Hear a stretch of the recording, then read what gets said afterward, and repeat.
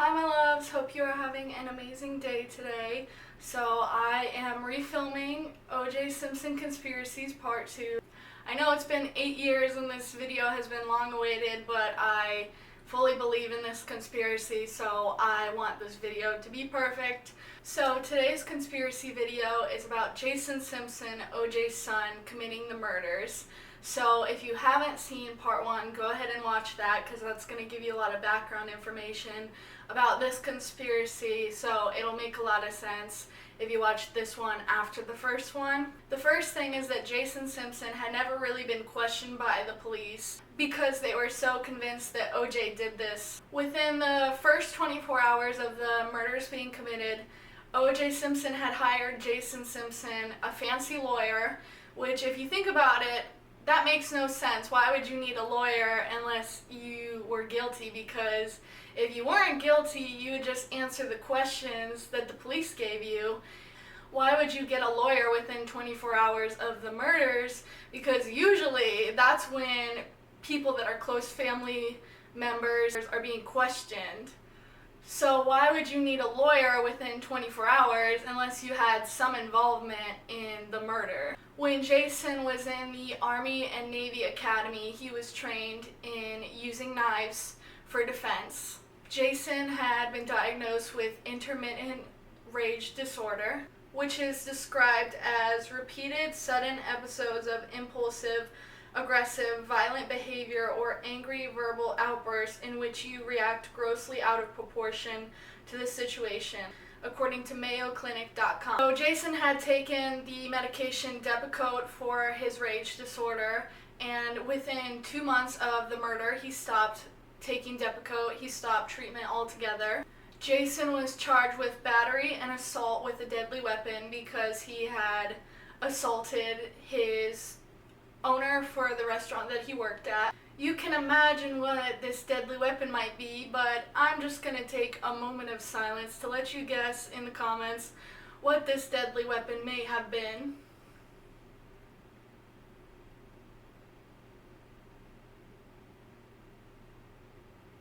Did you get it?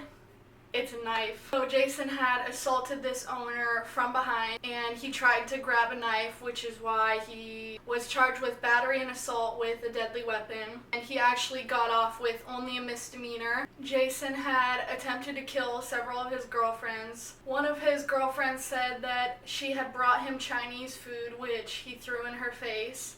She said that she had ran for her life and that Jason had jumped on top of her, grabbed one of his chef's knives, and right as he was about to stab her in the back, and she was fully convinced that she was gonna die, he takes the knife and faces it towards himself and cuts off all of her hair, like all of it. Jason had also tried to kill his girlfriend, Jennifer Green. He had allegedly pulled her out of a car and tried to choke her to death. Is it a coincidence that he's attempted to kill multiple people with a knife and then his close relatives end up being killed with a knife? It seems pretty suspicious to me how those two things would coincidentally happen when it's his girlfriend and now his mom.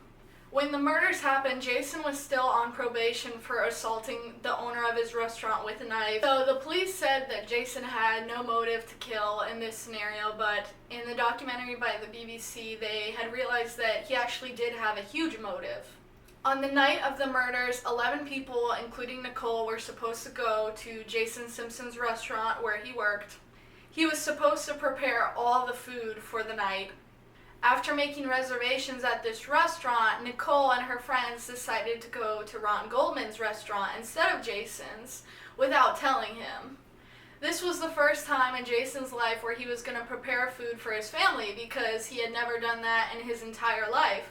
So he was having his family and a lot of family friends coming to this restaurant to see him, which you can imagine would be a very proud moment for Jason because he clearly works very hard at what he does, so he wants his family to appreciate his hard work and see his skills and abilities. So to have that expectation going into a night where it's the first moment where you can have your family be proud of something that you take a lot of pride in, You could see how that would really anger someone to have that ripped away from them without them knowing or having any choice as to whether that happens. He had prepared food for 11 people and no one showed up. That's enough to make anyone upset, especially if the reason that no one showed up was because your mom decided it was more important to go to her boyfriend's restaurant after she had already made reservations at the restaurant and you would be cooking all the food for that night. If you're still not fully convinced that Jason had motive in this case, think about if you have 11 people over to your house. There's probably going to be a lot of preparation. You're probably going to have to prepare food and drinks and have your house clean. You're also probably going to have to pick out music and a lot of details that you wouldn't normally think of if you weren't planning something with so many people. And then, if you went through all of that preparation and then no one showed up at the last minute without telling you, that would make you really angry because you put a lot of hard work and effort into having those people come into your home. So, someone had found a storage unit that Jason owned. Inside of the storage unit, they had found a knife that matched the description to the knife of the murder almost perfectly. They had an expert forensic scientist examine the knife, and the end of the knife matched the wounds on Nicole's head almost perfectly. Jason was working at his restaurant the night of the murders. Instead of clocking out on the computer, which was fully working, he wrote down the time that he clocked out on a sheet of paper, handwritten. So why would you write in your clock out time on a sheet of paper, handwritten, if the computer was working completely fine? Unless you weren't clocking out the exact time that you said that you were clocking out, why would you do that? Why would you not clock in at the normal computer like you are supposed to when it's fully working? There were a lot of flaws in Jason's alibi, which the police completely looked over. Jason and his girlfriend told completely different stories with different time frames. And I could understand how you might have slightly different time frames. You might say that something happened at 9:15 and someone else said 9:30 because you're not really keeping track of time. But there were huge things in his alibi that didn't match up with his girlfriend's story. Like his girlfriend had said that he went up into the apartment, and when the BBC documentary had asked Jason the same question, he said he never went into the apartment. If your story was true, that's a huge detail that would be the exact same.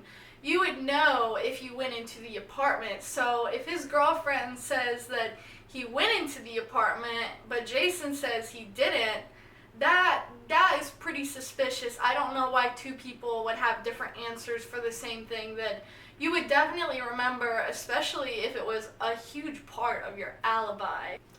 Personally, I think that OJ took the fall for Jason because OJ knew he was innocent and that Jason wasn't. Because OJ probably knew that if he took the blame for it, he would get off because they wouldn't have evidence on him aside from being planted. But that's a whole other story. He knew that they wouldn't have any evidence on him, so everyone would focus on OJ because he's this celebrity and this amazing football player, and would completely ignore Jason having a role.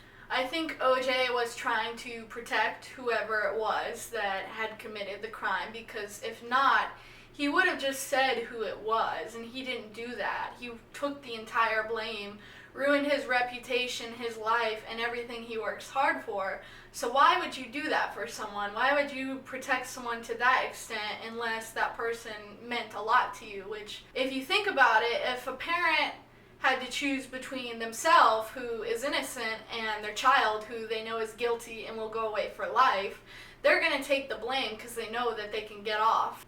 And it makes sense because instinctively, parents want to take care of their young, even if that means threatening their own lives, which is kind of what happened in this situation.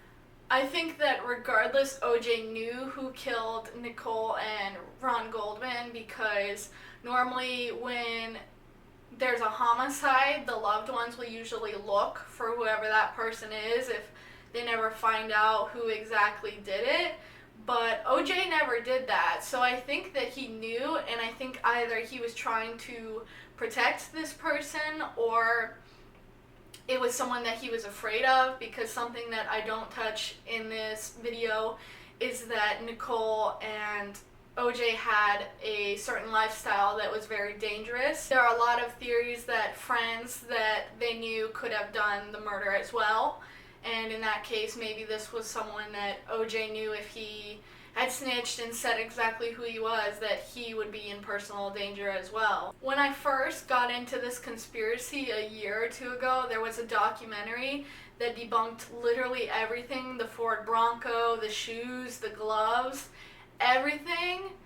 And I cannot find it for the life of me. So if you know what I'm talking about, you know the documentary I'm referring to, please let me know in the comments below so I can link it. But it was really amazing, and I searched the entire internet and I cannot find it. So I had seen it on YouTube, and I think that maybe it got taken down for some reason, so I have no idea. But it was basically more evidence pointing to Jason, because they had said that he owned the same pair of shoes that had incriminated OJ, and that he had the same pair of gloves, and there was also information about the Ford Bronco being the same, but like I said, I can't really include that in this video without having the physical evidence and the documentary in my hands, so take that with a grain of salt. If I find it, I will definitely link it down below. I hope you guys like this video. Please let me know what conspiracy you would like to see next. Let me know if you like this format.